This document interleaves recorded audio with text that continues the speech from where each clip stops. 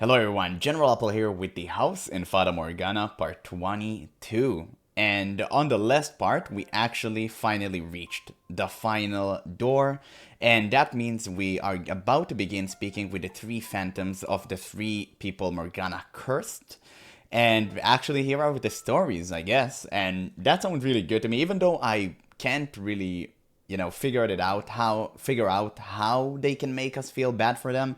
I mean, whatever they did to Morgana was horrendous. It was horrible. It was atrocious. In my opinion, way beyond redemption. But hey, I might be wrong here. So let's just actually inspect our memories and see what I have to say. Maybe we'll be surprised. Even though I'm pretty sure I won't forgive them. Alright. Men's voice. I I brought you some food. You have to eat something. You barely touched your food yesterday. Come on, please. Just leave it there. Her hands aren't bound. She can eat whatever she pleases. But, anyway, she's not going to last much longer. The boy has a point. If she won't eat, we lose our supply of blood. Oh, so these are the three men, okay? That's not what I meant. Leave it there. Well, we'll be back.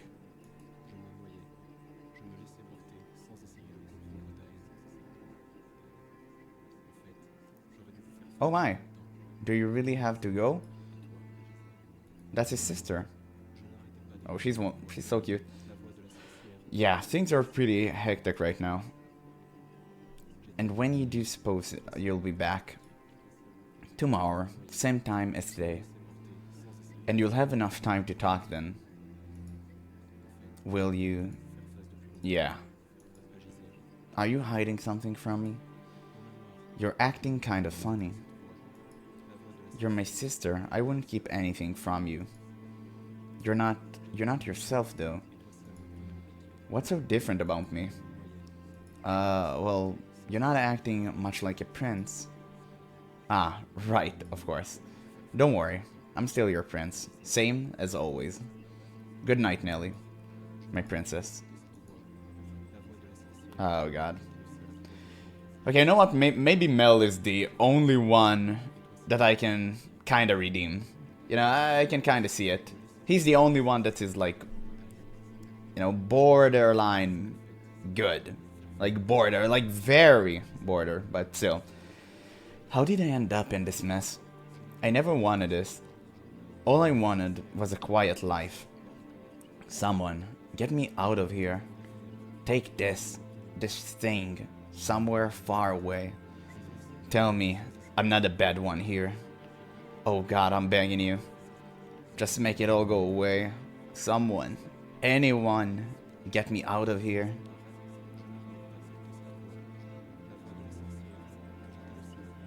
The nun. Look, look. The stars, they're beautiful. Though with it so bright out, I worry someone might see us. Everyone's long gone. I hope so. Are you ashamed? A little, but I still want to be with you. Oh my. Have you ever considered leaving the Covenant? You can't just stop being a nun, you know. It's not that simple. I've made vows, sworn my life to the service of God. I was not aware. I don't know much about Islam tradition. If I were to leave the church, it would have to be in my next life. I'd like to be normal girl, lead a normal life. Get married, have kids, and before I know it, I'm an old lady. Thinking, it was an uneventful life, but it was the best I could have asked for. That's my dream. That sounds very peaceful. I hope we can be together in our next lives too. Have a nice, quiet life together. It'll be a city on the water, looking out over a beautiful, glimmering emerald sea. The blue sky spreading as far as the eye can see. The sound of the seabird squalling by the port. The two of us sitting shoulder to shoulder, just looking out over the city. Doesn't that sound wonderful? It certainly does. I would love that. Wait, who was that? Let's poke to her. The Harvest Festival. On the day of the festival. Okay. 3 days until her death. Alright. So I'm guessing this is going to be kind of short. We're just going to go through every single one of them.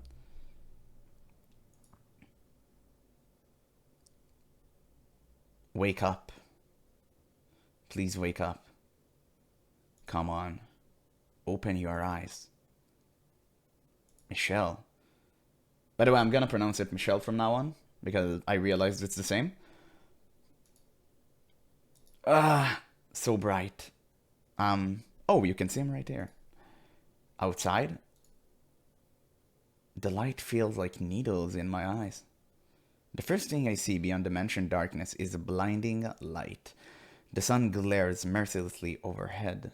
A gentle breeze blows past, and I can hear birds chirping from several different directions. Each breath I take fills my lungs with a scent of earth and grass. So much time has passed since I've been in the light. I almost feel like I'm alive again. No, not almost. What's going on? What on earth is this? The era Morgana lived? Michelle. Huh? Oh, nice, it's Giselle. Oh, thank goodness, you can hear me. Good morning, Master. I hope you slept well. Hee. Giselle, is that voice really you? I swear it's me, 100%. Not that mean old phony. So, don't you worry. Nah, I believe it's you. I swear to God that this music alone can make me cry. There's zero reason for me to cry, but this music alone will do it. I just was not expecting to be able to hear you here. I did say I would always be by your side. I'm relieved. But where are you, Giselle? I can't see you anywhere. Well, I'm not exactly sure myself. You don't know? I don't know how to describe it. It's pitch dark all around me, like a black smoke churning in the darkness. It feels a lot like inside a mansion, but I don't think I'm actually in the mansion. So you're still trapped in the void then? I can see a shimmering light off in the distance through the fog, and I can hear sounds coming from that direction. It's like the outside world is leaking through the light. I can see the trees rustling, hear birds singing. I can't see you though, so I assumed I was seeing through your eyes. And I thought I tried getting your attention. So that means you can see everything I can? Seems so. Though I don't think I can see quite as clearly as you. I wish you could be here to feel this too. Experience it in my place even. It's a bizarre sensation. While I could see and feel the world through the other doors, it was strictly in the capacity of an observer. We were merely watching, not actually present in the tales. But this time, it's like I've been resurrected and dropped into the world as a participant. It's all so vivid. Everything the mansion lacked, it's all here, and I can feel it so clearly. I wish you could have been the one to experience this. It's okay, Michelle. I know you'll dispel this darkness I'm in, won't you? I will. I'm more than happy just being able to hear your voice, and being able to see what you see. It's like a miracle. I too am glad to know you're there. To have the chance to hear your voice again. Thank you so much for saving me. If you hadn't shown up, I wouldn't be here. Oh no, I should be thanking you. I was overjoyed to learn how much you really cared about me. There are so many things I want to say right now. So many things I want you to know. So many thanks you. So many thank yous, and so many I love yous. Hey now, is that really the best response you got? Surely you can do better than that. You're embarrassing me. I am somewhat disappointed by one thing though. I can get any hugs or kisses since I'm not there in person. Oh, come on, you're not very good at this, are you? You're not very good at picking up on how much you're embarrassing me. I'd expect at the very least, and me too.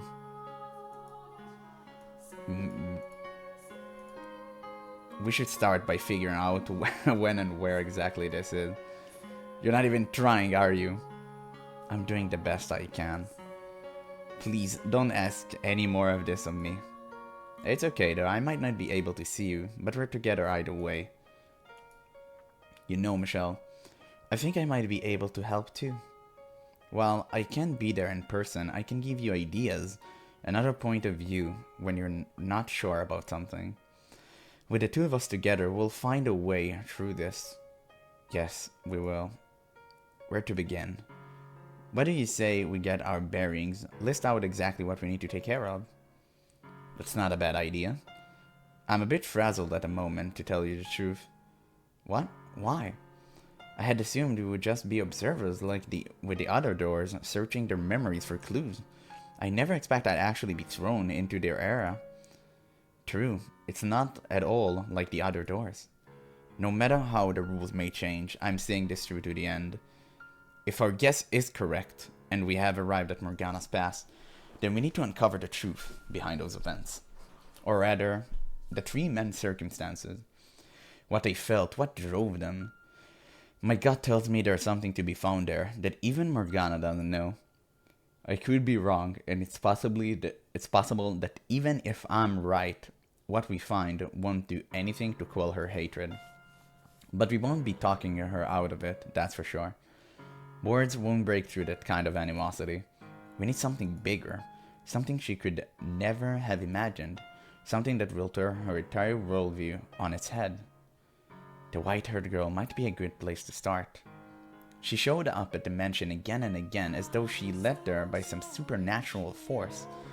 And she was involved with all three men in some way. I can't think of anyone else with such deep ties to both the mansion and the man. That's actually true. I really want to know who the white-haired girl is, because we concluded that it's not really Michelle, right? It's someone else.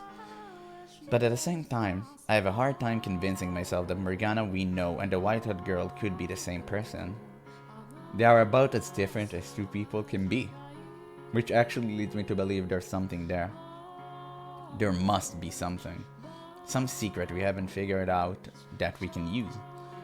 So let's find it. It won't be easy. If we are in the past though, I wonder, maybe we could change it? This could be a huge chance for us. Change the past? Yeah, we can prevent Morgana death, or we can stop whatever led them down this path. There's an idea. If it's actually possible, maybe we can do something. I don't know, that would be odd in terms of the story. I already kind of accepted everything that happens. If they can just change the past without a reasonable explanation, like time traveling would be weird. It would be an odd addition to this game. The question is this world really? Now I'm getting kind of pumped. I've got my game face on and I'm ready to do this. Doesn't do much good if no one can see it. It's a figure of speech. Okay, first things first, we need to find the mansion. Morgana should be at the top of the observation tower, and the three men shouldn't be too far off either. So the question is, where are we? Do you recognize the surrounding at all? I never really left the mansion, so I'm not especially familiar with the lay of the land. Give me a little spin, would you? As she requests, I slowly spin around in a circle. And though the dense woods, I spot a cluster of what appears to be stone formations. Squinting to get a better look, I realize they're building. It's decently far off, but it appears to be the edge of a city. I think that might be the village I stayed at for a while. It's a bit big for a village. Don't you remember what Amid said about the village's history? Right, it used to be a city. It used to be a popular city. Amid, that bastard. Michelle, you didn't think something uncharacteristically vulgar right just now, didn't you? Did you? Wouldn't dream of it. Yes, I remember. He said it was once much larger, and it was destroyed in a single week by the witch's curse. Except rather than a curse, it was probably disease. If that's the same city, Then it fits with what Morgana said happened.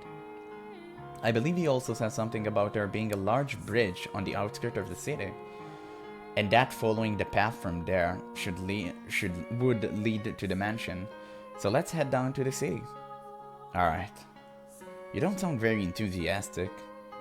Are you nervous? You might have to talk to someone. Don't worry, you've got me here. Don't treat me like I'm antisocial. Well, kinda are. You're not? No, that's not what's bothering me. It's something about this whole thing feels off. This world we're in. Never mind. I'm probably just overthinking things. But now not the time for that. We need to get moving. Let's go. Rather than waste time fretting over details, we need to get to the mansion like she said. Everything else comes after that. With each step, I can feel the earth compressing beneath my feet, the grass flattening. As I weave my way through the trees towards the city, the sensation of having a living, flesh and blood body slowly returns. That's odd. Oh my god, that's Mell. Holy. Yeah, and again, I just wonder, how can he feel so alive? He's not an observer, he's clearly there, and he's going to talk with people in the past? That is weird. I really hope we get answers to that.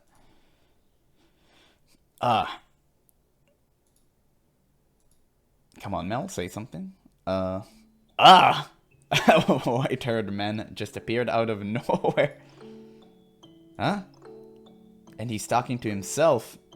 So he can see us and clearly saw us talking to Giselle. I gotta get away before he does something. Now hold it right there, Mell. You don't get to call me crazy and then just run off. Huh? How do you know my name? How? Why wouldn't I? We were just in the mansion together. Mansion? What are you talking about? Right. He hasn't become a shadow in the mansion yet. I doubt he would forget seeing someone as unusual as you. Who are you? And where did you come from? Where? I'd like to know that myself. Say something, Michelle. He's not getting any less suspicious of you. You have to come up with some way to break the tension. Improvisation isn't exactly my strong suit. I was sleeping in a tree, I am God. Okay, let's save just in case. Okay, I gotta see the I am God option. I know I have to do the first one, but I don't know, maybe let's see the I am a God option. Michelle, even I wouldn't believe you if you told me that. I already regret it. You're one of those pagan missionaries, aren't you? Wait, this was the right answer? Here to spread the world of some other god? New god? And now he thinks I'm loony. I should get going. Okay. I talk to scary people like you. Okay, I think we messed up a bit. That was funny. Let's return. Let's do I was sleeping in a tree. Even though it's actually creepier. It sure looked like you just popped out of nowhere. You imagined it. It was so sudden your mind misinterpreted what you saw. Is that too much of a stretch? Yeah, you're right. I must have been seeing things. People can't just appear out of thin air. Huh. On nice days like this, I'll sometimes climb a tree and take a nap too. And then roll over and fall flat on my face. So I can relate. Michelle napping in a tree. I can't even imagine it. Me neither. Also, it would seem, like Morgana, I'm the only one who can hear Giselle's voice. But that doesn't explain how you know my name. You know. You look a lot like an acquaintance of mine. Imagine my surprise when it turns out you have the same name too. That was a good improv. That's definitely pushing it. Oh yeah, that happens to me every now and then too. Jeez, you had me spooked there for a second. Well, on one hand, I'm glad he bought it. I feel perhaps he's a little too trusting. He's the kind of guy who just keeps on walking when he runs across something out of the ordinary, pretending he didn't see a thing. Not the most admirable of traits, but we're in the clear. I assume you're from the city then, if you're out here. Actually, no, I'm a wanderer of sorts. Oh. Did you come by to see the Harvest Festival then? Harvest Festival? You don't know about it then. 3 days from now, we're holding a festival at the church to celebrate the spring harvest. 3 days. Morgana died when the bell tolled noon on the day of the festival, which means she got that much time left. Yep, she got 3 days. This will be the first time we held the festival, so we're hoping to make it into a big event. Something really memorable. Yeah, we know exactly how you're about to do that. And a young girl is dying behind the scenes of this seemingly pleasant celebration. If her death is 3 days from now, that might give us enough time to do something about it. Could I ask you to show me the way to the church? I would like to join in on the festivities. Sure, yeah, of course. The church's doors are open to all, friends and family and wanderers alike. It's not far. Follow me. Thank you. It didn't occur to me until now, but this really is a strange experience. This is a boy from a completely different time period who I would never had the opportunity to meet. If he's here, then presumably the other two are as well, which means Morgana's wish for the reconstruction was actually granted. This Mell doesn't seem like any different a person than the one I observed through the first door. Yet he played a part in Morgana's imprisonment. I have trouble believing he would voluntarily involve himself, though. I was scared for a minute there. That could have gone a lot worse. Plus, we managed to make contact with Mell in a record time. She's interacted with him and the others before, so I guess this doesn't feel any strange to her. You don't want him to hear you talking to yourself again. That's why you're not saying anything to me, isn't it? Actually, I think I can talk to you without speaking. Can you hear me? Oh, how are you doing that? The text changed to blue. I have a lot of experience talking to ghosts. That really drives home how bizarre things were for you in that mansion. Were you not in similar circumstances when it was you and Morgana together? Yeah, now that you mention it, what a bizarre time we both had in that mansion. You're just now realizing this. So, what's your impression of him? My impression? That he's the same Mell as always. In a little more detail? Huh. He's amicable young man. Nice enough to show complete stranger around. I agree. In Morgana's version of the story, he betrayed her. But he doesn't seem like the kind of person who would enthusiastically do something so malicious. Yeah, actually, sure, he did it with a heavy heart. I don't think he wanted to sacrifice Morgana. Just his love for his dying sister was simply stronger. He was willing to sell her off. But that still doesn't absolve him from his sins. He had to have had some reason. And we need to figure out what it was. Well, we already know what it was. The question is, how do we go about it? We hardly have enough time to earn his trust and convince him to tell us himself. I'll just have to put the knowledge I already have to good use. Ooh, that reminds me. Something that might explain it? No, about Morgana. When you were alive, she was always right there with you, like I am now, right? Whenever it struck her fancy, yes. She didn't seem to care when or where. She would just start talking whenever she felt like it. Whenever? For the most part, yes. Anytime she wanted. Giselle? You don't have to worry about that with me. I know when to keep my mouth shut, promise. What? You said you feel like you're alive again, right? My 5 senses all seem to be in working order. Which means you'll also be getting hungry, tired, sleepy, and you'll have to go to the bathroom. Oh god. I'll be polite and close my eyes and plug my ears while you're doing it. Thanks? What would possess her to bring that up? Does she even realize what she's saying? Oh gosh, now I'm rated as a tomato. God. That answers that. Moving right along. We need to discuss how we're going to do about this. Right, that. The Harvest Festival is our deadline, which doesn't give us very much time. We need a plan for when we arrive at the mansion. How about we spill their secret, tell everyone about the girl that got locked up in the tower and force them to set her free? Surely they wouldn't stand for that. Nah, that would only agitate them. We need to slowly make them reveal their secrets to us. Perhaps, but would anyone believe me? Well, that's also an option. If I walked in and said I came from the future and that I know what's going to happen, would anyone actually buy that? Well, in our timeline, they would. Not in this one, when people, you know, are a little bit more fanatic. Sure. Or you can actually say the opposite. Sure, with enough convincing. Even if I did manage to convince them, the tower door was locked in Morgana rendition of the tale. You need 3 keys to get inside. Mell should have one of them, but stealing his alone won't be enough to get into the tower. That's also true. It's locked. True. If Giselle is right and we can save Morgana and change the future, then that would indeed solve everything.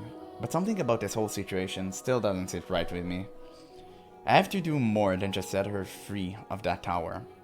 I have to find the truth as well, as I initially set out to do. Regardless, I would like to try and stay on everyone's good side as much as possible for now. Okay, I'll do whatever I can to help. I appreciate it. I mean, as you know, conversation is not exactly my strong suit. Which means it's my job to hit the brakes whenever you say something stupid. It's a bit too late if I already said it. Anyway, step 1 is to get ourselves into the mansion. We can't hope to make contact with the other 2 men, much less get Morgana out of there, if we're not staying nearby. I'll do what I can. We're almost there. Mell looks the same, right? He looks very similar. I wonder if the other 2 are the same. See the big building in the distance? That's the church. It is the same mansion as I suspected. Seeing it now, knowing what terrible things happened there, it's so disheartening. Are happening as we speak. In the tower, we see in the distance, Morgana's locked up all alone. I wish we could just march in there and set her free. If getting into the tower were our only goal, we could probably force our way in with little work. Is something the matter?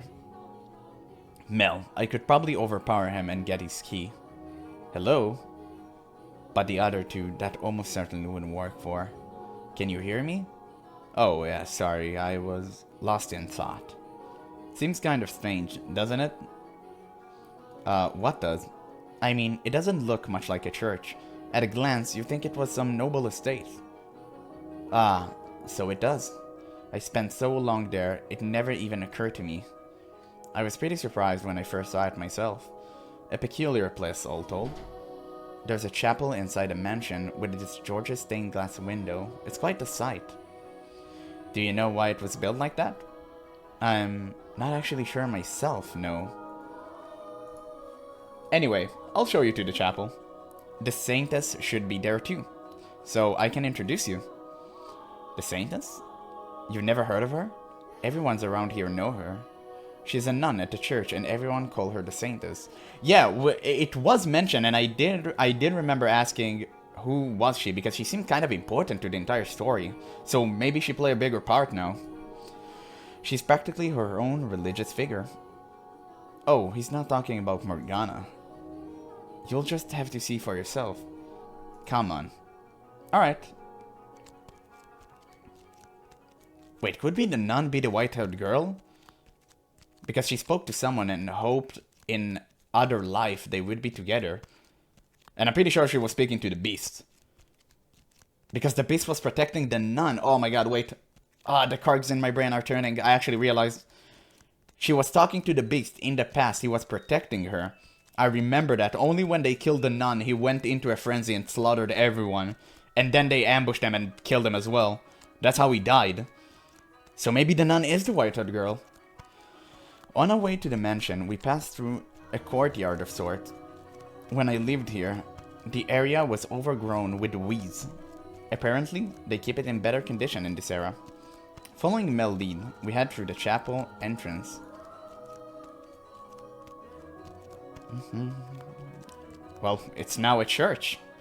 Before the house went crumbling down the mansion. Oh my. I'm at a loss for words when I see what lies on the other side of those old too familiar doors. While it was barely recognizable as a place of worship in my memory, Just 2 columns of battered pews and some pile of rubble, the room I'm looking at is unequivocally a chapel. So this is what it used to look like. I wonder how far back this is when we live. Oh right, we don't know the year even. It has to be more than a decade or two. Maybe 100 years or more. The views and beliefs about the world prevalent in our time are not so different than those of this time. Perhaps the chapel was destroyed in the aftermath of the Harvest Festival. When I was first sent to the mansion, there were signs that repairs had been attempted. The stained glass window is behind the pulpit, I'm guessing, though we can't see it from here. And right next to it is the door to the observation tower. Ah, there she is. There's no priest here. She runs the church. You'll want to talk to her first if you're planning to participate in the Harvest Festival. I'll go fetch her for you. Whisking his way between the pews, the boy disappears into the back of the chapel, returning with a nun in tow. When I see her, my face twists for a brief moment. Good afternoon. You came to see the festival, I hear. It's wonderful to have you. Is that who I think it is? I'm all but certain at this point that all the major players from behind the 3 doors are present here. Not just the 3 men whose shadows remain in the mansion, but also the women who were an important part of their lives. Though dressed differently, the way she speaks and the way she holds herself resemble the woman killed by her lover behind the 2nd door. They're all connected. What we thought were 3 separate tales, all stretched back to a single point in time before our own. Ooh, is there something the matter? No, I was just thinking how unusual it is for one nun to be managing an entire church all by herself. Ah yes, that's the usual reaction from new visitors. Even I think this assignment is a bit over my head. Assignment? Ah, well, I was at another church before this one. A smaller building, and I wasn't the only nun. But the lord of the land ordered me to transfer to a new, larger church he was opening. So here I am. The Lord. There's plenty of space on the property. More than enough to provide shelter for orphan children and aid for the sick. It seems rather vacant from what I've seen. Ah, yes, about that. We used to take people in, but circumstances have made that difficult of late. What kind of circumstances? It's not something I can discuss with an outsider, sorry. Shame on you. I'm guessing it has to do with the Morgana imprisonment here. Do you think she knows about Morgana? I would guess not. The men swore to keep it between the 3 of them. So she's being forced to oversee the mansion completely oblivious of what's happening here. Which isn't to say she's not connected to it in some way. If she's the girl from the 2nd tale, then she should be close with... Is something troubling you? Wait, the girl from the... Wait, so she's not a white-haired girl? She's Yukimasa's lover? She was his wife? Oh my god, I forgot her name. Oh, what an... That's embarrassing. I actually forgot her name. But I know who is he talking about. The woman that, unfortunately, Yukimasa killed in his frenzy. Yeah, they talking about her. I just now realized that. Okay. That's good. Man, she was a really good character. I loved her a lot. Oh, no. My apologies. I got lost in thought. Oh, you don't look it, but you're actually a bit of a daydreamer, aren't you? Daydreamer? Mell would fit that description much better. Mell would fit that description much better. What? Why? Do I really look like that much of an airhead? Ooh, I can see that. Someone has to watch out for him, or he's likely to lose his head in the clouds. I really don't think that I'm that spacey. I'm not trying to say you're spacey. I just feel like I've got to keep one eye on you at all times. It's a lot like what I imagine having a little brother would be like. I'm an oldest child, you know. What's the big deal? You don't want a big sister? Man, I have a feeling about some... I don't know, I might throw something into the air here, but I actually thought, like, I already said it, but Mell was really similar to the boy from the 2nd door. The one that actually helped her reach the mansion and find Yukimasa in the first place. Maybe they all play a role in all of their stories? That would be really interesting if that's the case. But again, I'm just like, I know I said it before, but maybe that's a bit of a stretch. Well, I want you to be my little brother. I don't want to be just a capital S sister to you. That's so stiff and formal.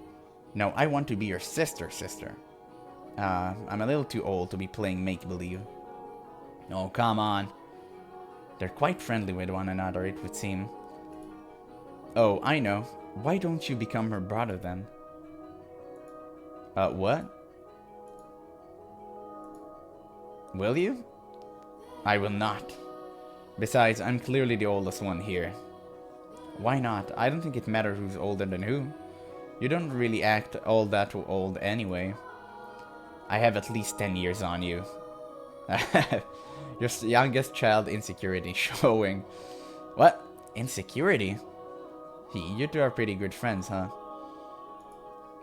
We can discuss the veracity of that claim later. I would like to ask you a favor. What is it? I will gladly help you with anything I can. Yeah, her face is similar. Yeah, that's her.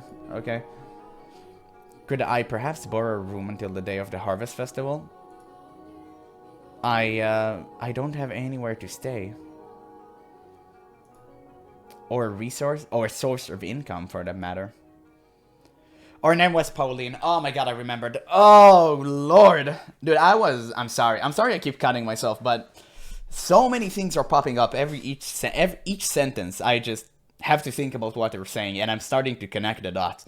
That is incredible. Also, I remembered her name was Pauline. I remembered she constantly yelled at him to actually call her name. Alright, that's good I remember. I would have felt horrible if I didn't remember. I know all the other names, because the game is so good. Only when the game is... I'm usually so bad with names. But whenever the game is this good, I remember everything. I know it would be taking advantage of your generosity, but I only mean to intrude for a few days. I would be more than happy to offer you a place to stay. At any other time. But right now, I can't let you stay here. I'm so sorry. Well, damn, so much for that. Don't let one little no stop you. Keep pushing. Put on a show, earn her sympathy. She's a lady of the cloth. If you make her feel bad for you, she'll offer you her aid. Well, that's that's kind of a mischievous way of thinking. Put on a show, you expect me to act? I'm having another episode. And I was so sure this church would be able to help. That's not gonna convince anyone. Quiet, you. He was perfectly fine on a walk here. Shut your mouth, boy. As I said, we did once offer a place of respite for the ailing and the needy.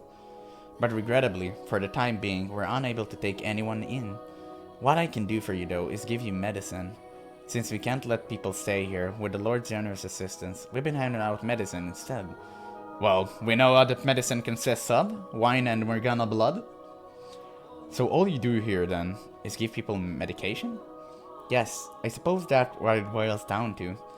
I'm honestly not sure why we're not allowed to offer shelter right now, but we are still able to provide assistance to those in need, so I assume it's just a temporary measure, and we'll be able to take people in again before long. And with how much he's done for the church, it's not really my place to complain about this decision. I'm truly sorry, I hope you understand. I'm supposed to ask for a tithe in exchange normally. But just this once, it's yours, free of charge. Could you tell me more about this medicine, please? It's called Saint's Blood, and it will cure any disease. Saint's Blood. It's not real blood, of course. That's what just what it's called. It sure sounds divine, doesn't it? No, that's not true. Huh. It is real blood. Oh my god, he just said that? What do you... sorry to butt in. Do you mind if I bring him back to my room? I don't think I mentioned it, but he's an old friend of mine. We've got a lot of catching up to do. Alright. Hey, come on. This way. Well, that sure got quite a reaction out of him. And now he's incredibly leery of you. When she mentioned the blood, I couldn't stop myself. I probably should have kept my mouth shut, though. Well, you can still get out of this. Just say you recognize it looked like blood. Mell doesn't say a word the entire way. His smile has retreated, and there's a hint of fear lurking beneath now stony expression. I spend the trek through the mansion corridors pondering how to answer the questions I know are coming. How to solve the problem I put myself in. We enter a bedroom, presumably his, and he closes the door behind us. I can see the distrust in his eyes as he glares at me. Let's see how we get out of this one. I have to ask, who exactly are you? Why did you say that back there, that Saint's blood is actual blood? In response to his pressing eye. Tell him everything. What the hell? Okay, let's save. I always save before big decisions. No, I'm gonna tread carefully. I'm not gonna tell you a damn thing, boy. We don't have much time, but it's in our best interest to tread carefully. There's too much we don't know yet. It would not be wise to make a rash decision. By the way, I also save before I make a decision because I always come back to that and do the other options just to check them out. With him as tense and suspicious as he is right now, it won't be easy to get his key or persuade him to tell us how he ended up here. Furthermore, my experience with the Three Shades tells me that if I'm not careful, I could be putting myself in unimaginable danger. A brief flash of what might have happened had I spoken too soon crosses my mind, sending a chill down my spine. If I want to get Mell on my side, I'm going to need something decisive. Something that will convince him he needs to come clean and set Morgana free. Regardless, being cautious isn't going to mean much if I can't get them to let us stay in the mansion. We need to be nearby to keep an eye on things, gather information. How to go about that, though?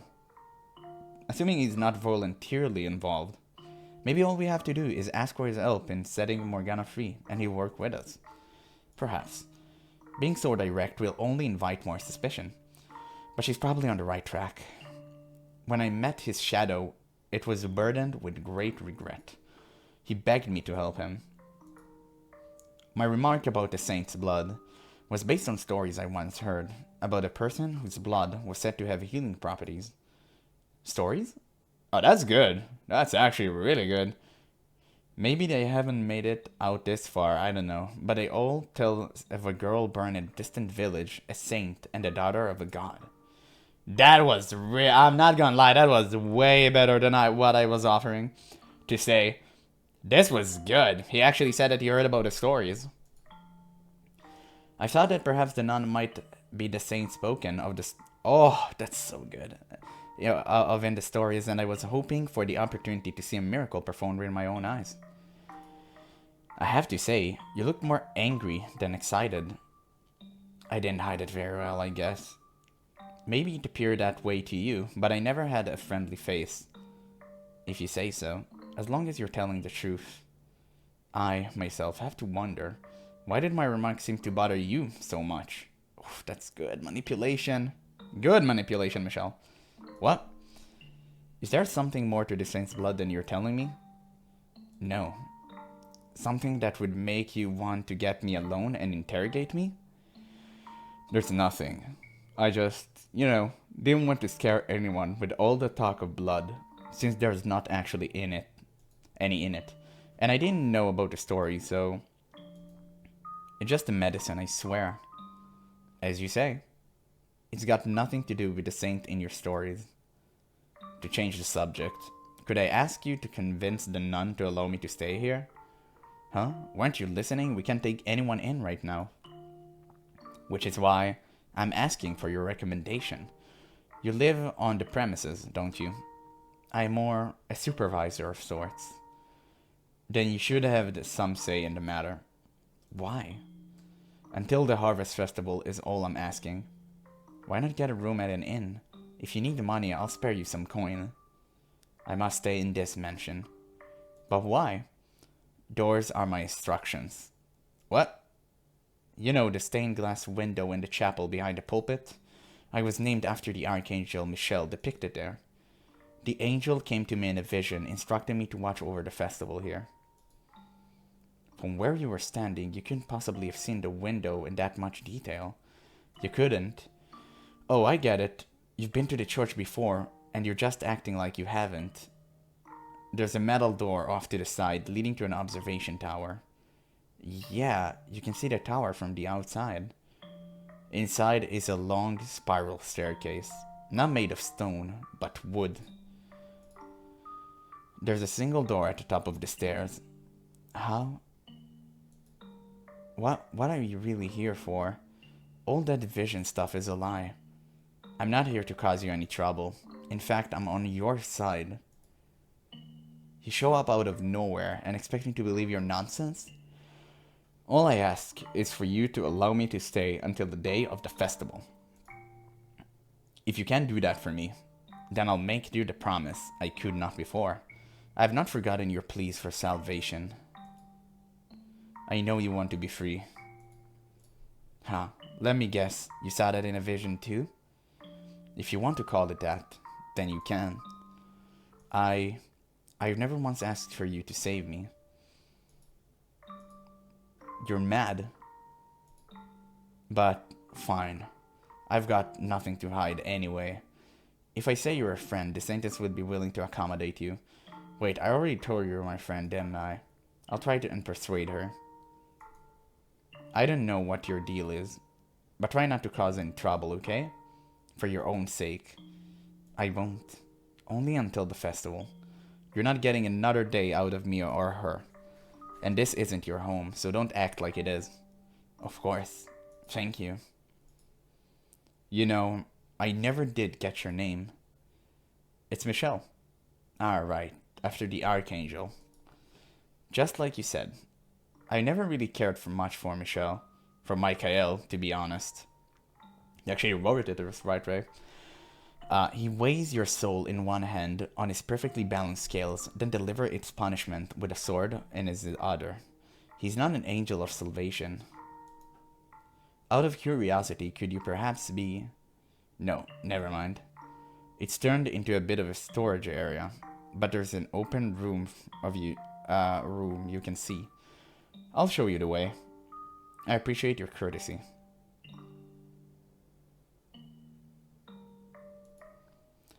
Ah, it's the bedroom, but now it's not decrepit and stale. Well, this is just lovely. There are cracks in the ceiling and the walls peeling off. There is a bed at least, but it's coated in dust. This was the storeroom when I lived here, as I recall. Sorry about the condition. I didn't choose a bad room for you on purpose, I promise. If you want to sleep somewhere more comfortable, you're not going to find that here. Not a problem. I'm grateful to have a room at all. If you say so. Well, I have work to do, so I should be on my way. I'll talk to the Saintess as promised. I imagine she'll make supper for you at some point. But do keep your crazy talk to yourself around her. I'll make note of it, thank you. See you. We made it work. Somehow. Somehow. It's a lot of pressure being under that much suspicion, huh? My heart was pounding the whole time. And that the Archangel Michael came to save me and come to me in a vision stuff. I've never expected you to go there. Yeah, that was actually surprising. Why'd you tell him that anyway? Because I didn't think telling him I know the future and I need your help to change it would have gone over very well. Besides, those who yearn for redemption have a tendency to latch on to the spiritual. I thought taking advantage of that would work to our benefit. He's actually a really good liar, and an actor at that. You know, I bet you make a pretty good con artist, Michelle. I did what I thought was necessary. I know. Besides, you have every intention of keeping your promise, don't you? Whether or not Mell can be saved is up to him.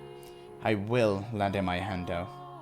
You say it's all on him, but deep down you know you're on his side. We're complete strangers to the smell. But I can bring myself to think of him that way. Can't bring. We just met today, but it feels like reuniting with an old friend. He's the same old Mell. And you're actually there, a part of his life, which I imagine makes the sentiment all the stronger. You don't feel the same way? I don't think of him as a total stranger, no. However, nothing. I was about to say something incredibly cynical, but I caught myself. What?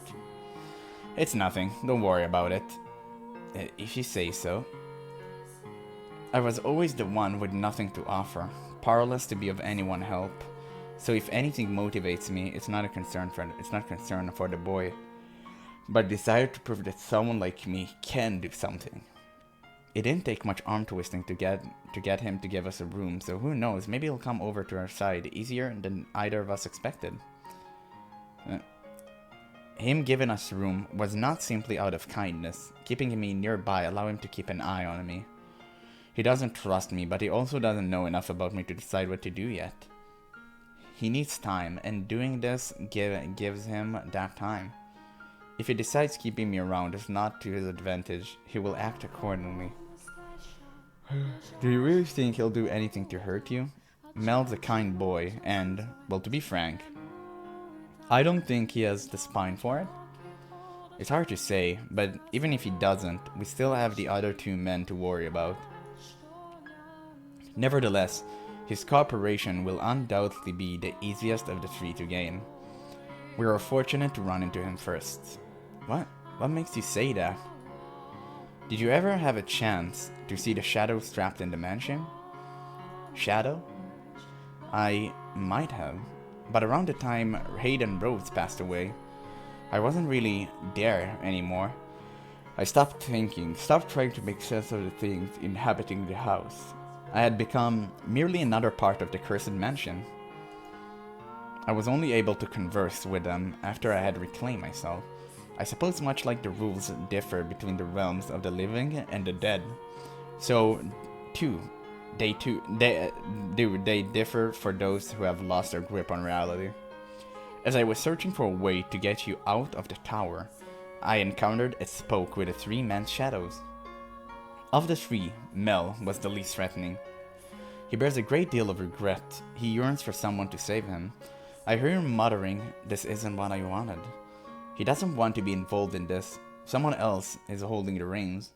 My first guess would be the Lord, but regardless, they are not equals in this endeavor.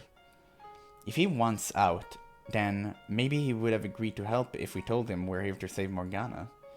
Carelessly revealing our hand at this stage did not seem wise. It would have never gotten to this point if it were so easy to stop. So I guess our first task is to earn Mell's trust. Morgana death is in 3 days. We have until then to get all 3 keys. It won't be easy. I mean, we weren't even present in this world until today. Exactly. We have no one to vouch for us. No one who even know who we are. But we have knowledge. Quite a bit of it, in fact. We not only know what happens in this era, but you showed me their next lives as well. From that, we can deduce how they might have behaved and to whom they have ties. You're right, we do. We know things we should have no way of knowing, and we can use that knowledge to our advantage. Their various impersonal relationships are where we can get our edge, I think. They each have their reasons for locking Morgana up, and if I'm right, they're doing it for other people. If these powerful bonds driving them, it's this powerful bond. Mell driving force would be his sister, for instance. Are they mere bonds, or is it fate that ties them together? You're right, we should find and talk to his sister. Mell is more likely to act if it's coming from her than us. I agree. If his darling sister tells him to stop, he won't have any reason to continue his involvement. Knowing how the first tale ended makes me slightly uncertain, but for now, we can work under the assumption that he does genuinely care for her. What do you want to bet she's somewhere nearby? I mean, she will be. It was her death that sparked the chaos on the day of the Harvest Festival. Right, it was. Huh. No, you're exactly right, but what I was going to say is that people tend to keep those they care most about close by. Ah. Well, it would appear I have bad tendency to focus too much on the facts. That was entirely unnecessary for me. Giselle did not need to be reminded of that. I'm sorry. Huh? What for? For being careless with my words, inconsiderate. No need to apologize for the truth. Besides, you and considerate are like oil and water. And today, you are the fire to my oil. We have 3 days to stop this tragedy. Let's get to work. Let's. We'll probably have more luck asking than just searching for her. If we can't find Mell, the nun might know. Off we go.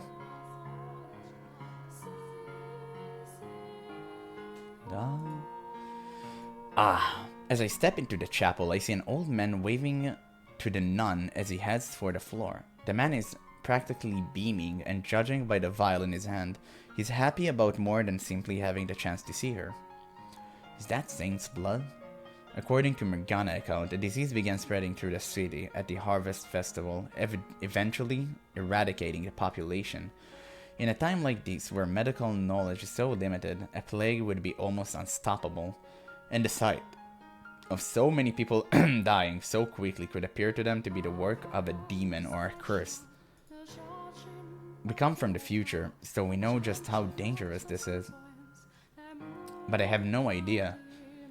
Morgana described it as a tale that could have only taken place in the era of miracles and spirituality, and about that, she couldn't be more right.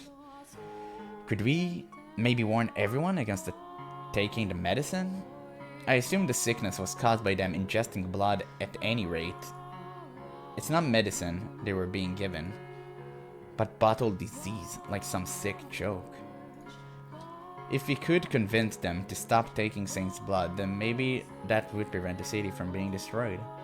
But the fact that it's being distributed at the house of the Lord and peddled as a miracle cure plays right into the deep-rooted spirituality. Would it even be possible to convince them otherwise? And besides, it's not them we came here to save, but no, that's veering too far off our intended path. We need to find the truth and save Morgana's soul. Putting ourselves out like that is only going to get us unwanted attention, make people suspicious, and we don't have that kind of time. Yeah, you're right. Sorry. Knowing what they're doing to themselves, I couldn't help but think that maybe there was something we could do. Especially considering how it all turns out. I understand the sentiment. Or rather, I understand your reasoning. But for me, Morgana takes priority over any of them. And you, over everything. Releasing Morgana's soul should save yours as well, Giselle. If we can eliminate the mentioned darkness, then you won't have to be trapped as it's made. I have no interest in being the hero of the masses. Let's go ask about Mell's sister then. Okay. Okay. I turn my gaze back towards the nun to find her kneeling in one of the pews. She bows her head and begins to whisper a prayer. There's no one else in the chapel. Now the perfect time to ask. Hearing me approach, she falls silent and turns to face me, wearing her usual disarming smile. Hello, Michelle. Mell was just here. He told me everything. Can't turn away a friend of Mell. Now can we? Sorry for turning you down earlier. No worries. I did a poor job of explaining myself. So, did you need something? Let me guess. Medicine. No, I'm in perfectly good health. I figured you were lying. I can ask her about Saint's blood some other time. And while I have a number of questions about the man she's close to, right now, Mell's sister is priority. Are you familiar with Mell's younger sister? She has flaxen hair, much like him. Oh, you mean Nelly? Are you a friend of her too? I would say we're more... You're better off just saying you're friends. Friends, yes. What about her? I would like to speak with her, and I was wondering if you might know where I could find her. Nelly should be down at the cottage, I believe. The cottage? Yes. That's where I stay too. I don't sleep in the mansion itself. So you don't live here, but only work here? Right. For one, there are men who live here. The Lord likes to show up on occasion too, and we can't have a nun wandering around while he's here. So you and Nelly live together then? Yep, we have for about 6 months or so, ever since she and Mell showed up. I want to let her stay with her brother.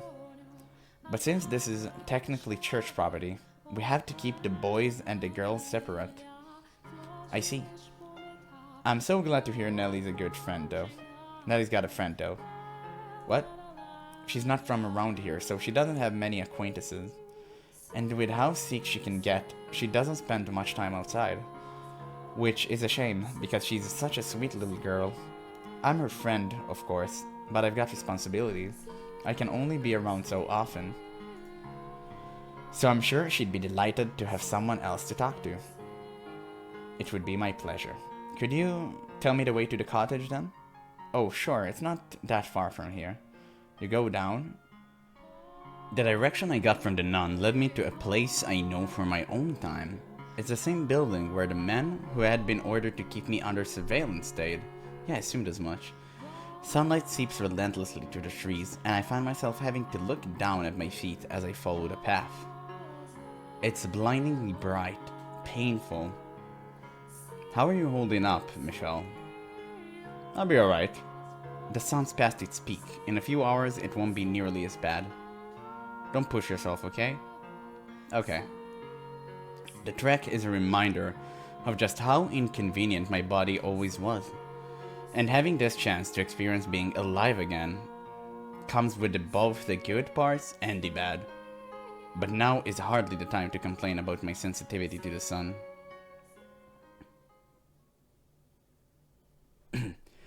It's not long before we reached a clearing, a small cottage surrounded by a small garden coming into view. And crouching by a flower bed, picking flowers, is the flaxen-haired girl. Ah, she's so damn cute! Are you Nellie? Though several details of her appearance don't match my memory of her, she still has that distinct hair. It could be nobody else. This Nellie is considerably thinner and looks rather frail. The effects of her being ill, I presume. Who are you? My name is Michelle.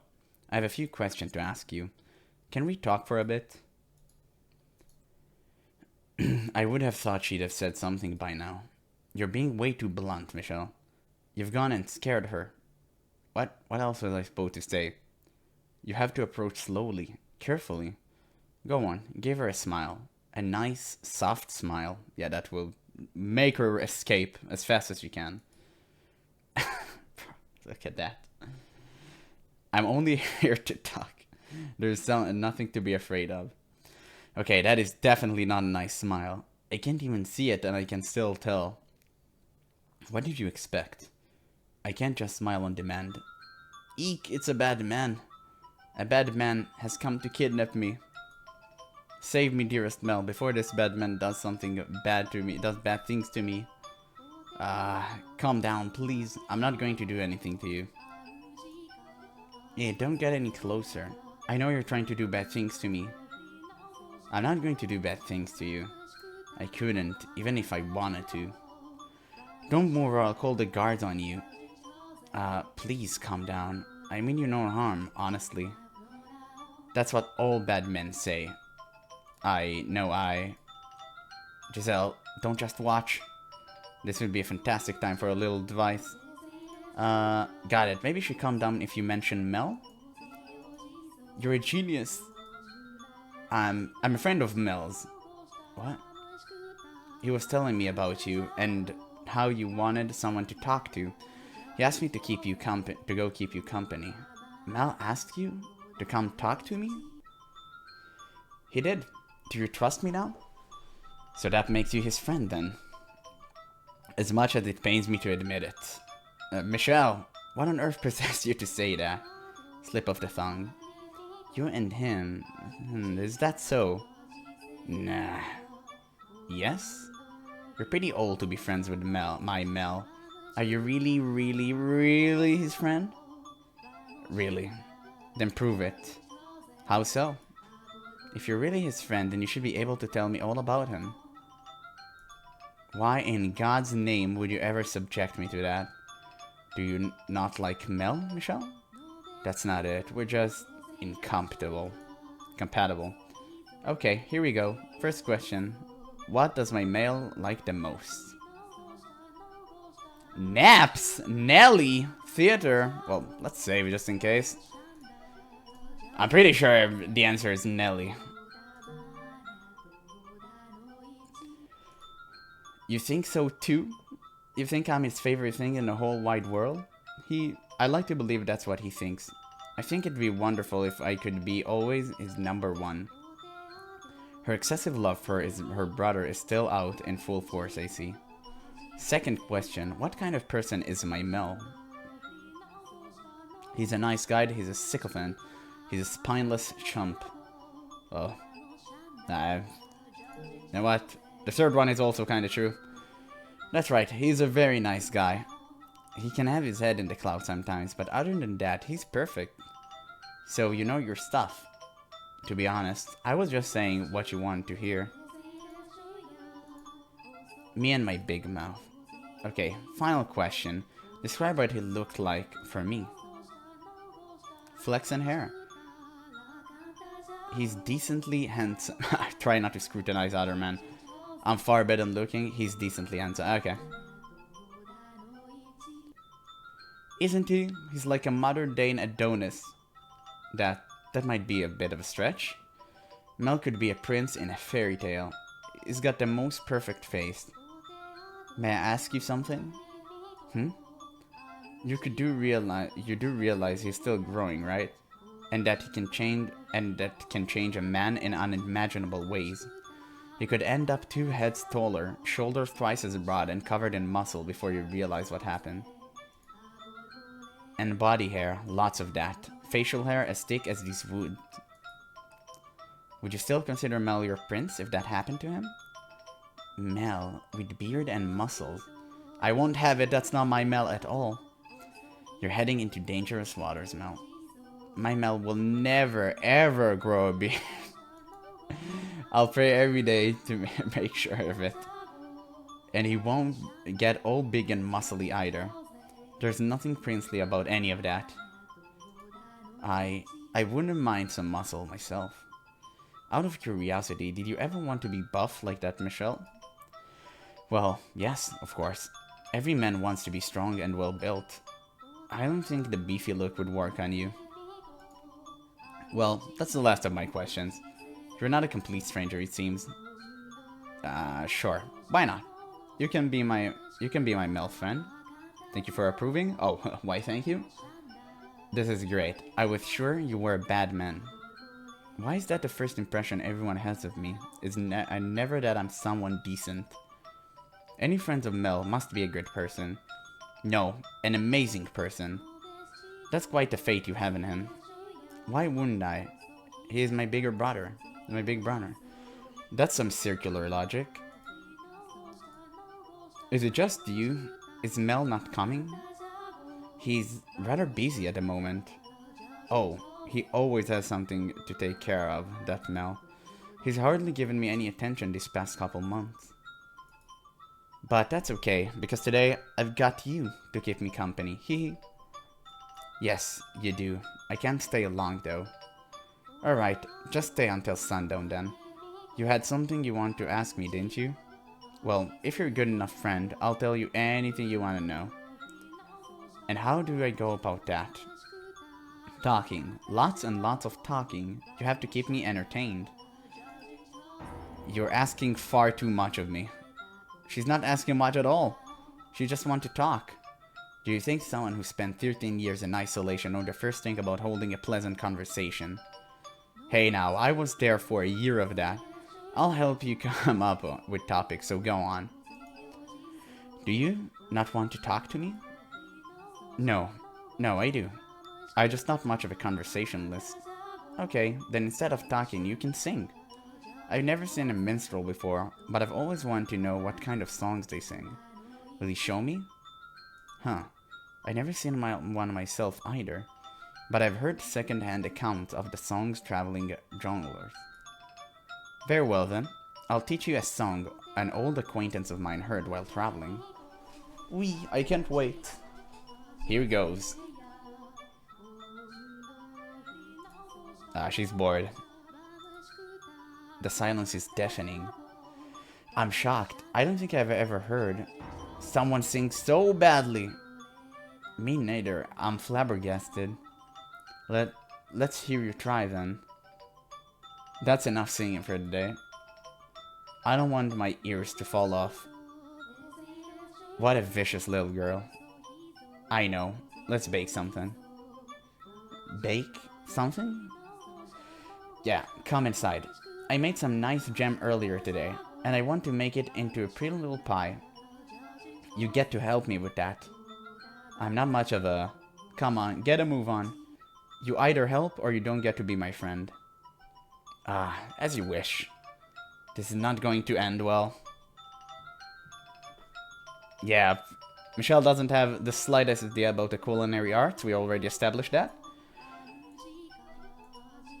Unbelievable. Absolutely unbelievable. How on earth do you manage to turn a pie into this monstrosity? I gave it my best shot. There's only one explanation. You're possessed. It's true, he is, but I'm a perfectly good chef. Michelle's just naturally terrible at it.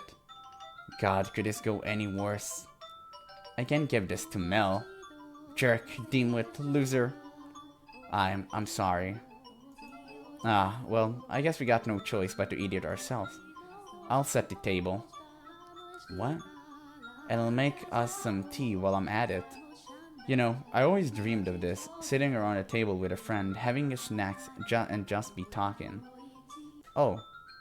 Yeah, and for that, I can deal with a little awful, disgusting pie. It's just too bad I couldn't share it with my Mell too. I see. For all of her complaining, she seemed to be enjoying herself. I can only imagine how lonely she is out here. Well, she may act all bright and cheerful. Beneath it is a real sense of isolation. And the same can be said about the girl behind the first door. As vivid and pushy as she could be, you could see the hints of loneliness behind it all. Her brother was practically all she had when she lived in the mansion. But if I were to guess, that's not the life she really wanted. I bet she would have preferred to be able to go out and play with friends. Being born into a noble family takes away a lot of your freedom. Even in such a drastically different time period, she's still the same girl inside. Actually, maybe the parallels extend beyond her as a person and into the course of her two different lives. Perhaps they mean all those who are reconstructed at Morgana Wish are destined to lead similar lives, though destined might be putting it too nicely. Nelly. I would be glad if you lend me ear if you would like. To lend you my ear if you would like. You can talk about the weather or your brother, anything you want. Oh, you will? Great, take a seat. I've got lots I want to talk about. More than you can possibly imagine. And you never guess what Mell said next. That I mean more to him than anyone in the world. So I'm growing flowers out in the garden, right? Well, when I've got enough of them, I'm going to make a big bouquet and give it to Mell.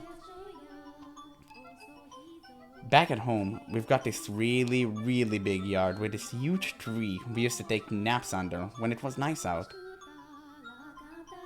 So what do you think about the tea I made? The flower petal, what really ties it all together. Oh, and you won't believe what happened after that. No, we're just talking for ages. That's cute. Man, she and Nelly's so cute! Holy dude, I can take it. Care for another cup of tea? I'll make as much as you can drink. No, thank you, I'm fine. I feel like all I did was nod and listen. And the bulk of it was about Mell, no less. I haven't talked that much in ages. Time sure flew by, huh? The sun's starting to set. Do you and the nun not speak much? Huh, we do, but it's kinda... I don't know. Not really the same with her. It just feels like, I guess, she's too important for me to waste her time being the lady in charge of the church, and pretty much the whole estate. And what about Mell? Does he not visit you very often?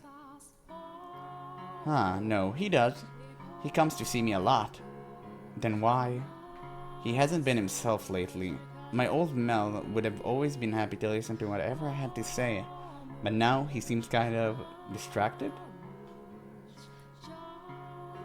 It sounds like he's really busy. When he visits, he doesn't stay for long, and he has to go back to the mansion at night. I tried to get him to stay longer, but it never worked. and he always avoids the question when I ask of him why he can't. It feels like he's hiding something. Knowing what he's hiding, I can understand why he wouldn't want to talk about it. He could never tell his precious little sister that he had 2 other men have a girl locked up in a tower and that he's stealing her blood for her sake. I wish things could have stayed the way they were before. The way they were before? When it was just the 2 of us living together. I know we were more stable here and I can get the medicine I need from the church, but I'd rather stay being sick than be so alone. You said you came here around 6 months ago? Yep. It was just the 2 of us before that. Well, before that, at our old house, we had a bunch of servants. But I never really liked it there either.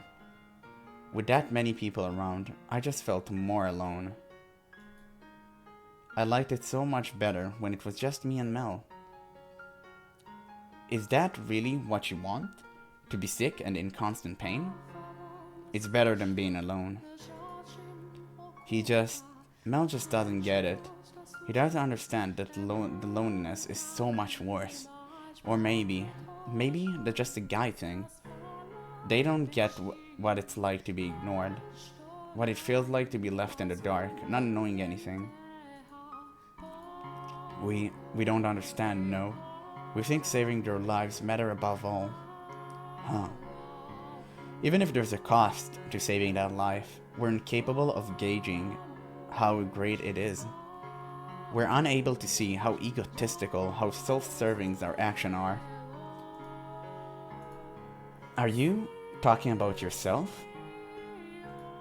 The same could be said of Mel as well, I imagine. Mel's still around though. He's there, but it's like he's trying to avoid me. All I want for him is to be here, to be with me. That's all I really want. He doesn't even have to be a perfect fairy tale prince. Have you ever told him that? What? Have you ever told him that he doesn't have to be the perfect brother? That you'd be happy with just having him there? Have you ever put those feelings into words? I'm always telling him I want him around. And that he doesn't have to be your prince to do so. He's already said he will be my prince. And he always smiles whenever I talk about it. So how am I supposed to turn around and say he doesn't have to be my prince anymore? I know it's not your intention to force an ideal image onto him, but unconsciously, subconsciously, that's what you're doing when you talk like that. It feels kind of odd speaking this highly to like an 8-year-old or something. It's so weird he's using this high language. But okay. I mean, it's using like... that's just funny to me. And Mel, he's trying to meet those expectations. Actually, he may not be conscious of it himself. And he just believes, deep down, that's the kind of person he's supposed to be. Or, more accurately, he seems to have a need to make himself look good to others. He believes that if he's good to others, they'll be good to him in return. Am I a burden? I can assure you, he's better off with you around. But I am a burden to him right now, aren't I? Be honest with me. Yes, you are. Does Mel not like me anymore? Is that why he's been avoiding me? I promise you, that's not the case. At the very least, he's doing what he's doing now because of how much he cares about you. You promise? I promise. I love him. I love my Mel so very much. Too much, in fact. To be honest, I know I do. I understand that, really. I know I'm making his life difficult, but Mel is all I have. He's the only person I can latch on to, and I can't control my feelings. It can be difficult to tame your emotions at your age. There's nothing wrong with that. However, you should have taken stock of those emotions, sorted through everything you've got on your mind, and then sat down with him to talk it out. Even if those things you feel seem wrong or unspeakable. You should have opened up to him, taken the time to figure out what works best for the both of you. You too needed to face things you carried in your heart. the thing your brother carried in his but by not doing so, you end up never quite on the same page. Small misunderstandings piling up until it all comes crashing down. If they had just talked it out, communicated their feelings to one another, maybe their tragedy could have been avoided, even with Morgana curse in play. If Nellie had only a chance to come to gripes with her feelings for Mell, then maybe things wouldn't have escalated the way they did. Her actions that night were arguably hysteric, but she wasn't always like that. I'm sorry. That was out of line. None of this is any of my business, I know. Don't need to apologize. You're a very curious man, you know that? Huh? We only met a couple of hours ago, but you talk like you've known me my whole life. It's like you can hear everything I'm thinking, see everything in my heart. Did Mell tell you all of that? No, he did not tell me much. I didn't think so. He doesn't know me that well. It's not too late, is it? If I talk to him, really tell him how I feel, do you think Mell will listen? I know he will. It won't make things worse? It won't make him uncomfortable? There's a chance that rift may form at first, but those cracks can be filled again, and I promise you the result will be something much better than if you held it in. It will all work out. Okay, next time I see Mell, I'll tell him. I'll tell him he doesn't have to try to be my prince. Good. You really are a curious man. You're the first person to ever talk to me like I'm a real person. Everyone loves to say how sweet and adorable I am, but that's it.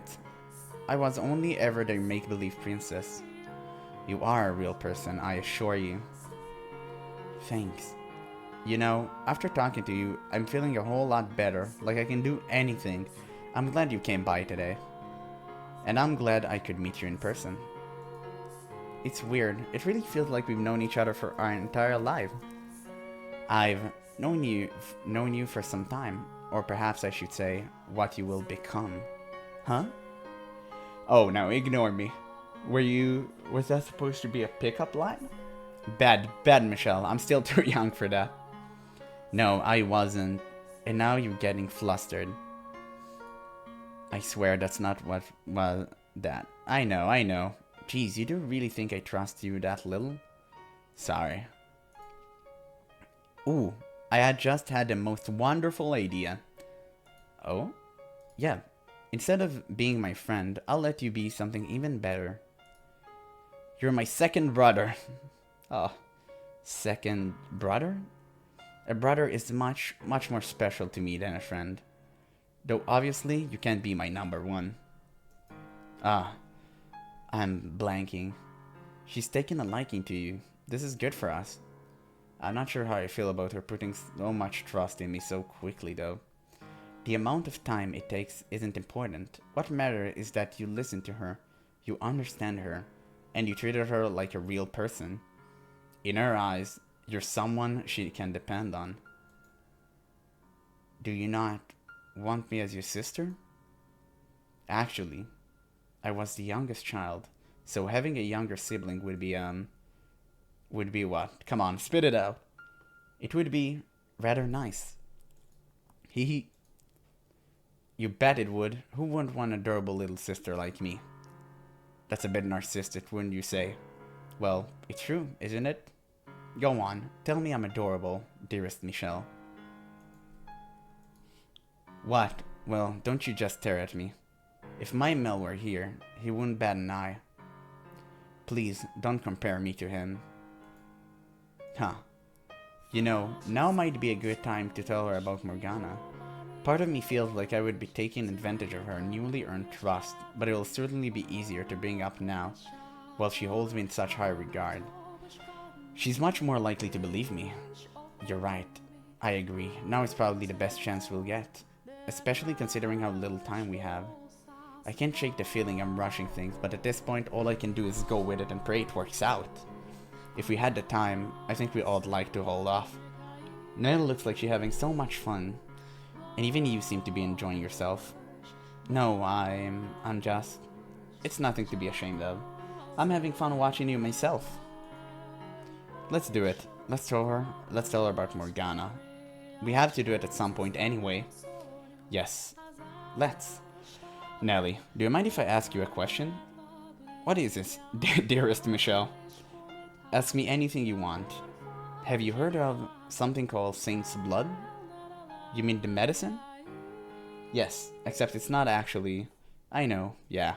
It's actually the Saint's blood, not medicine. Wait, what? But no telling. Oh, that's big. She knew. You, what? One day, before we moved here, when it was just me and Mell, the Saintans came to visit. My mind has all been foggy for a long time, like I was not quite asleep, but not quite awake either. But when I heard her soft, pleasant voice, the fog cleared a bit. And then she performed a miracle for me. Blood is awful and gross and terrible, but the Saintans, hers is different. Right, because she knew Morgana. That's how it started, I forgot. Hers is pure. So you're saying, you know each other, Nelly. About the observation tower and... Huh? The tower? What about it? That's where they keep her. What? No, the Saintess is always in the chapel. And she stays here with me. She comes back at nights. Oh. In fact, she should be here any minute now. So she thinks the Saintess... Yeah, is the church. Is the nun. Is the nun and not Morgana. Oh, that's interesting. No, Nelly, that blood comes from... I'm really, really grateful to her. She didn't just perform one miracle, she's been taking care of me while I'm here too. So, whenever I see her, I always say thank you. I thank her for sharing her blood with me. And she always says it's nothing with a big smile. Nelly. The nun has no idea. She just assumes Nelly thanking her for giving her medicine.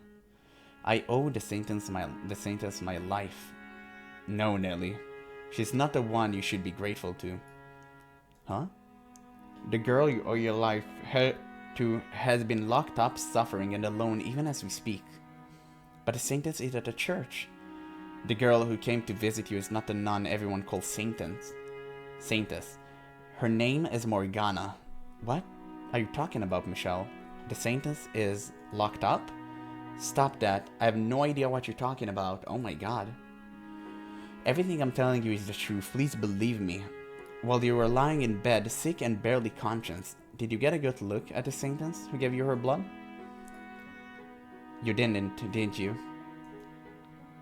You couldn't make out any details because your mind was a haze. And then, when you arrived at this estate, you met a woman who people call the Saintess, giving out medication known as Saint's blood. So you assumed she was the one who had cured you. That's the story you chose to believe. If what you're saying is true, then where is the other Saintess, the one who came to see me? At the top of the mansion observation tower. The door to the tower is locked. She's imprisoned there. And how do you know this? Because it wouldn't be wise to tell her from the future just yet. That would only serve to confuse her further. All I need to convince her of right now is that Morgana is being held in the tower. There's an idea. Perhaps I can borrow from story the white-haired girl told me.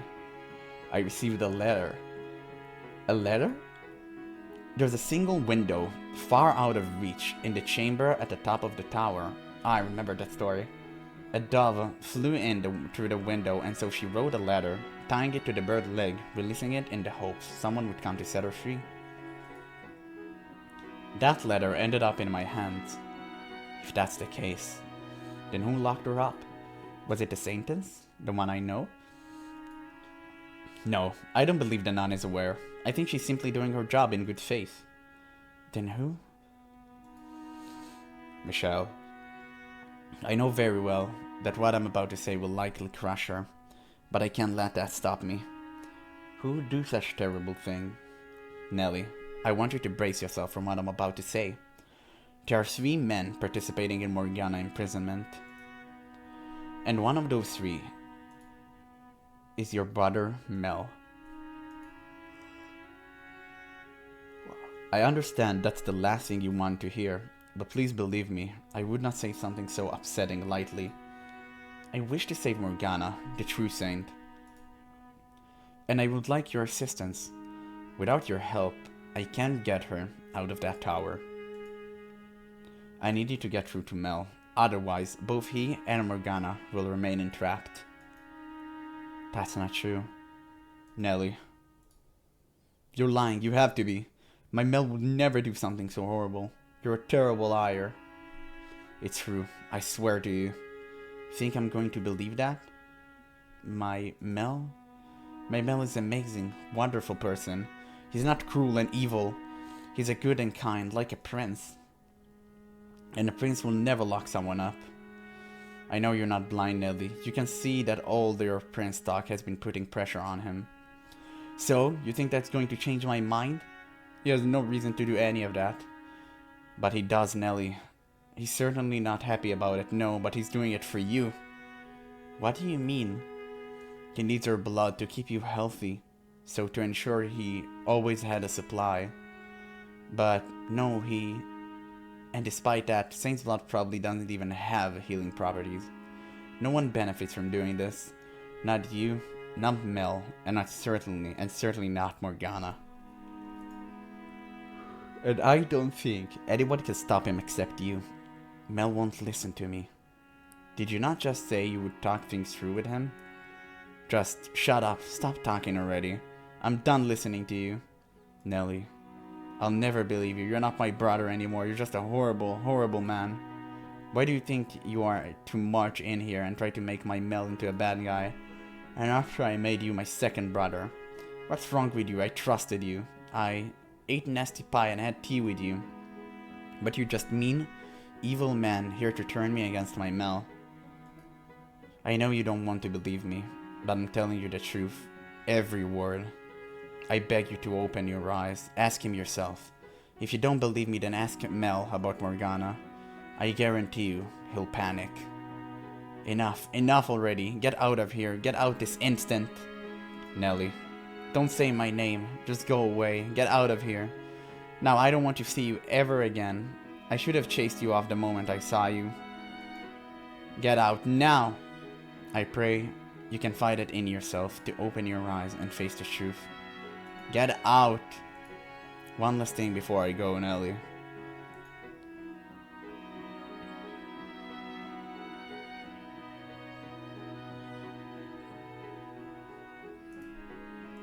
What did you do? It was my only option, I know that. But I feel like all I accomplished telling her was bringing her more pain. It's a difficult balance. We just have to pray that you were able to get through to her. I'm sure she'll come around. If only we had a little more time. In 3 days it will all be over. Morgana and the entire web of people connecting to her will die. That's not enough time. Let's return to the mansion and look for Mell. I would like to speak with him. If there's a chance we can get even the smallest bit of Nelly feelings through to him, maybe he'll have a change of heart. Hopefully. It's hardly going to be elegant, but it's what must be done.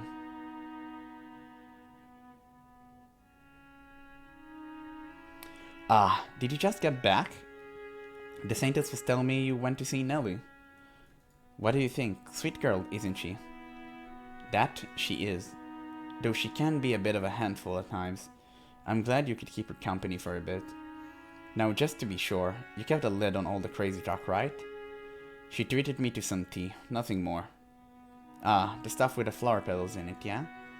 I think she thinks it's some kind of charm to make it taste better. Girls seem to have things for stuff like that. Mell. Could you spare a bit of time for me? We need to talk. Oh, sure. Can it wait a bit though? I have to run a little errand after supper. When I'm done with that, I'll meet you in your room. Alright. You think the errand is bringing Morgana her meal, presumably? We might be able to catch the three of them opening the door if we trail Mell. It's too big of a risk. Mell already and weary enough as it is. I concur. And we don't know how the other two might react either. It's best to play it safe. Yeah, dude, the beast will slaughter us. No doubt in my mind. No one going to come to our defense if we're caught not at this point in time. So we'd be better off waiting in a room. Agreed. Though the winter has receded and spring is well upon the land, there's still a sharp chill to the night air. Even with the window shut, the wind still manages to slip through the cracks, making the candle flame waver.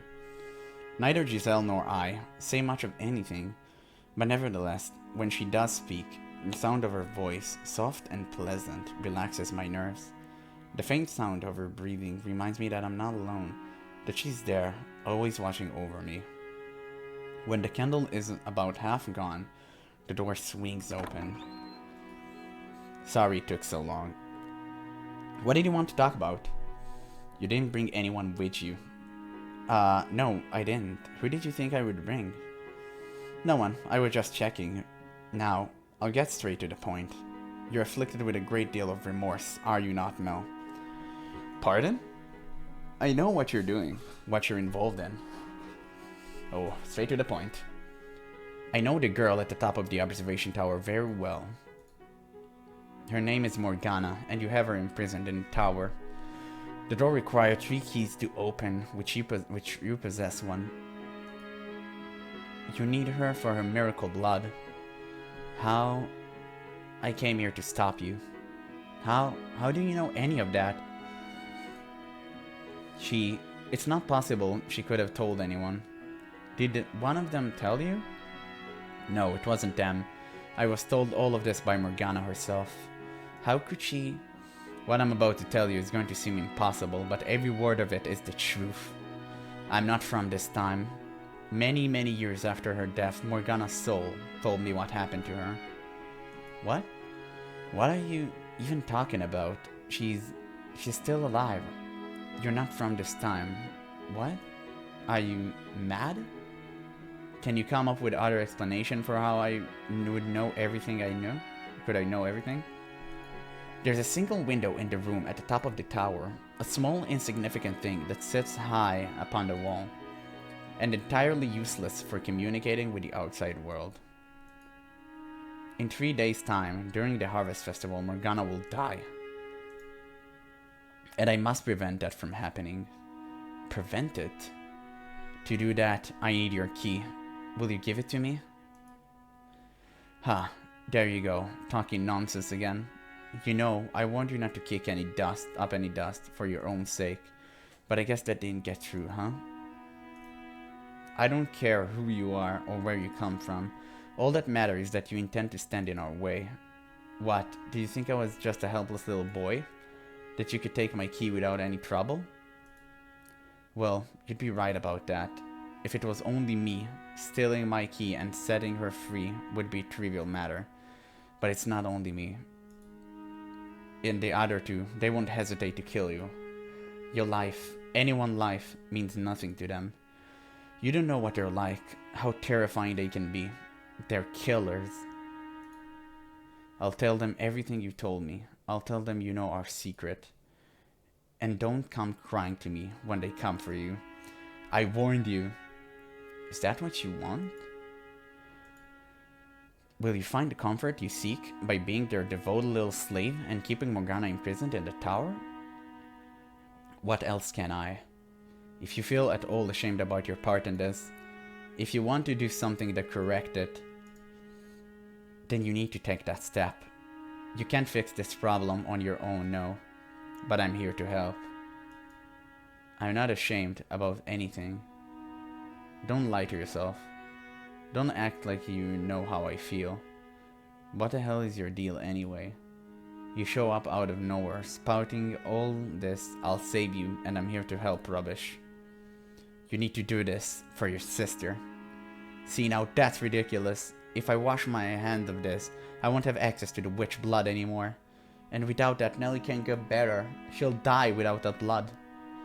Her blood has no miraculous healing powers. You only believe it does, making it appear to work. You're mad. Morgana's blood is not curing Nellie. In fact, it may very well be killing her.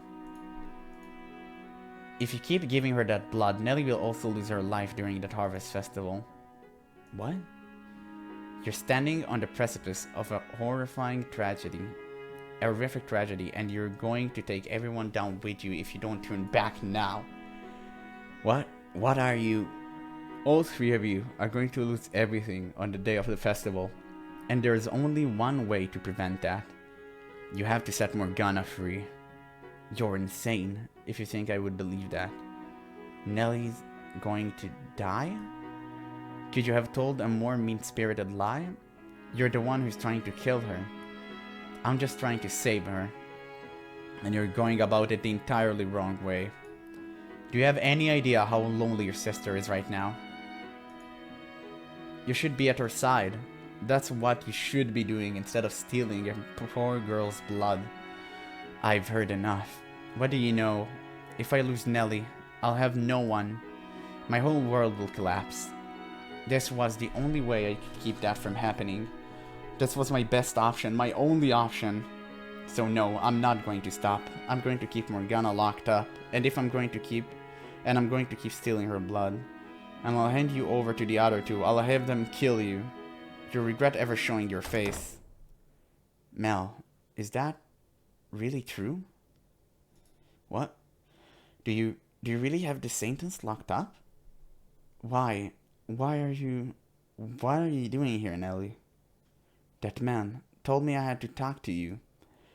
And he said if I didn't have the courage to do it myself, to wait outside his room tonight because he was going to get a shoe from you. Oh, so that was the plan. That was the favor. You conniving son of a... You're playing this all along. What? Why would you tell Nelly? Why would you bring her of all people into this? Mell. Tell me, Mell, is it true? Nelly, are you really keeping the Saintess a prisoner? And stealing her blood? And you said you would have him killed. I never thought you were such a terrible person, Mell. I can't believe you would do such despicable things. No, you're not my brother anymore. Nelly. Michelle, go after her. Stay here. Go after Nelly. Let's save again. Stay here. Go after Nelly. Seems like kind of staying here is the right option. I'm not gonna lie. But maybe going after her is also a viable one. I mean, let's go after her. Let's see what's up. We have to stop her. Bring her back. Nelly, don't follow me. Just go away. Leave me alone. Stop. If you run away from him now, Mell will never come back from this. Then why did you tell me? Why did you tell me what he was doing? If you hadn't said anything, everything would still be fine. You wouldn't be in this horrible mess. If you hadn't said anything, I could have kept on believing in him. No, think wouldn't be fine. Why can't you see that? Why can you not see that? You shouldn't put your faith in your ideal brother, but your real one, the boy in that room, stricken with regret. If I hadn't said anything, the facade would have ruined you both sooner or later. No, in truth, your relationship was already broken. You were simply ignoring the spreading cracks. I know on some level you had realized that Mell was keeping something incredibly important from you, and that secret was tearing you apart. There's nothing good about this though. Now we'll never go back to the way we were. We can never go back to what it was like when we were kids, just the two of us, playing together every day, having fun. Everyone's childhood come to an end. The flow of time is impartial. You cannot fight it. What you can do, what only you can do, is choose how you change. But, I will admit, I'm the one who opened your wounds, and now I'm putting the responsibility of tending to them onto you. It's cruel, I know, but if you don't come to terms with Mell and make him withdraw his participation, even greater suffering awaits you far in the future. It's not over yet, and you cannot let this be where it ends. The bonds you formed over the years are not yet broken. And you can do what I was never able to. You can still repair your relationship. But I'm scared. Scared that my brother, what my Mell, could do such horrible things, terrible things, that he could say he would kill you. He used to be such a good brother. He was always so kind, so friendly to everyone, but it was all a lie. It was all a big act to fool me. No, it wasn't all an act, there was truth to it. He's a kind-hearted boy, an ordinary young man, whose kindness was twisted by circumstance. And it doesn't matter how good a person someone is, everyone has the potential to do terrible things when backed into a corner. You think you know everything? I know that much. Nelly, if you want your brother back, you'll have to act now. Please, you must take action. But I'm scared. What am I supposed to say to him? I don't know. I'll be there with you. You don't have to face this alone. There's more to the story than we've heard. We don't know how he got himself involved in this. And I mean to get the rest of it out of him. And you need to be there to hear it. If, when I hear what he has to say, I try to say something I shouldn't, if I try to say something that will ruin everything, you'll stop me? You're the only one who told me to open my eyes and face him. You're the only one who made this whole mess. What am I supposed to do if all that this destroyed everything I have? You said you'd be my brother, right? So be a good brother and help me out here. Promise me, you'll make sure nothing goes bad. You'll do that, won't you? Michelle, just say yes. We won't let this go bad. Have faith in yourself. Faith that you put their relationship on track to recovering. Promise her. Give her the courage she wants from you. You have nothing to fear. I'll be there for you. I'll help you both. Okay, I'll do it. I'll go back. Thank you, Giselle. Oh, don't mention it. Now let's go see what he has to say for himself. Let's draw back that curtain. Yes, let's.